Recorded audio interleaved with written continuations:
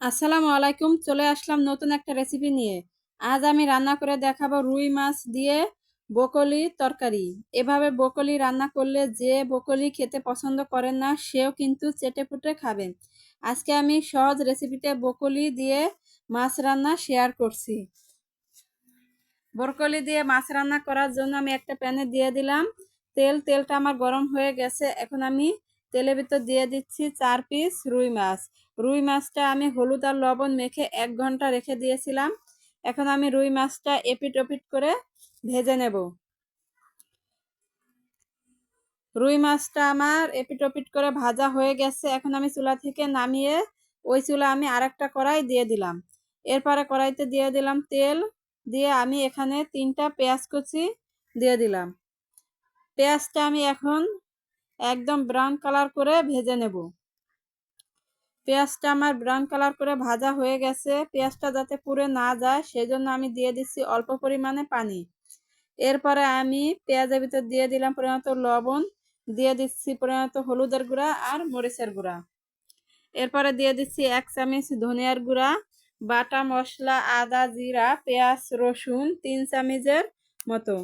এখন আমি মশলাটা কষিয়ে নেব।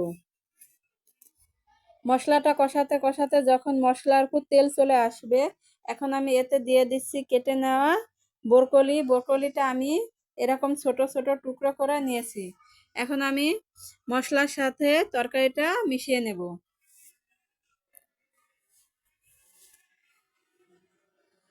মশলার সাথে সবজিটা আমার মিশিয়ে ভালো করে কষানো হয়ে গেছে। এখন আমি দিয়ে দিলাম পরিমাণ মতো পানি।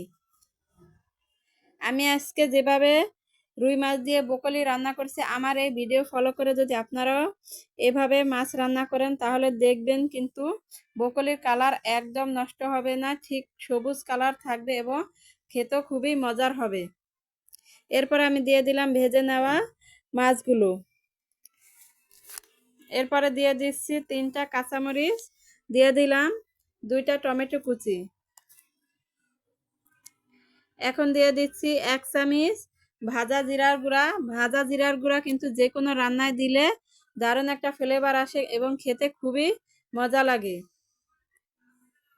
যারা আমার চ্যানেলটা এখনো সাবস্ক্রাইব করেনি অবশ্যই আমার চ্যানেলটা সাবস্ক্রাইব করে বেল বাটনে ক্লিক করে দেবেন আমার পরবর্তী ভিডিও নোটিফিকেশন সবার আগে পাওয়ার জন্য। তৈরি হয়ে গেল খুব সহজে এবং খুবই মজাদার রুই মাছ দিয়ে ব্রোকলি রান্না। এতক্ষণ পাশে থাকার জন্য ধন্যবাদ সবাইকে।